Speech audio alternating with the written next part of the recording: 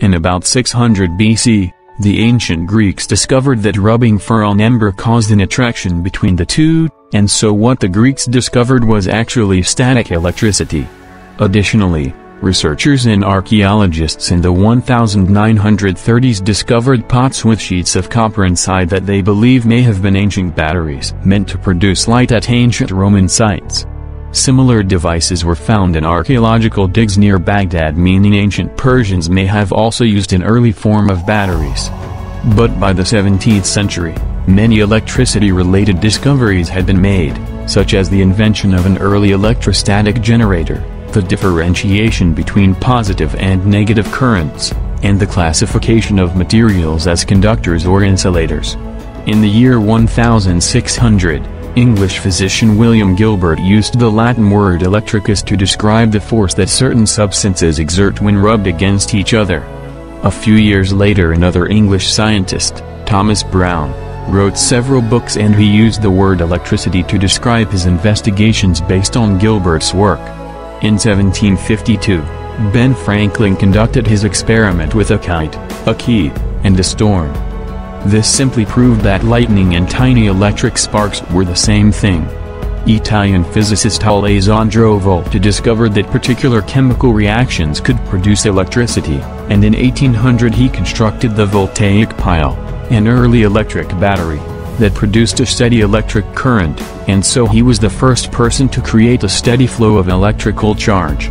Volta also created the first transmission of electricity by linking positively charged and negatively charged connectors and driving an electrical charge, or voltage, through them. In 1831 electricity became viable for use in technology when Michael Faraday created the electric dynamo, a crude power generator, which solved the problem of generating electric current in an ongoing and practical way. Faraday's rather crude invention used a magnet that was moved inside a coil of copper wire, creating a tiny electric current that flowed through the wire. This opened the door to American Thomas Edison and British scientist Joseph Swan, who each invented the incandescent filament light bulb in their respective countries in about 1878. Previously, light bulbs had been invented by others, but the incandescent bulb was the first practical bulb that would light for hours on end. Swan and Edison later set up a joint company to produce the first practical filament lamp, and Edison used his direct current system to provide power to illuminate the first New York electric street lamps in September 1882. Later in the 1800s and early 1900s, Serbian-American engineer, inventor, and all-around electrical wizard Nikola Tesla became an important contributor to the birth of commercial electricity.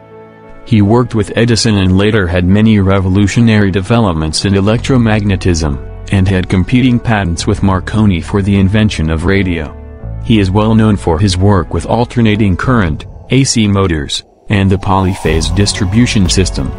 Later, American inventor and industrialist George Westinghouse purchased and developed Tesla's patented motor for generating alternating current, and the work of Westinghouse, Tesla and others gradually convinced American society that the future of electricity lay with AC rather than DC.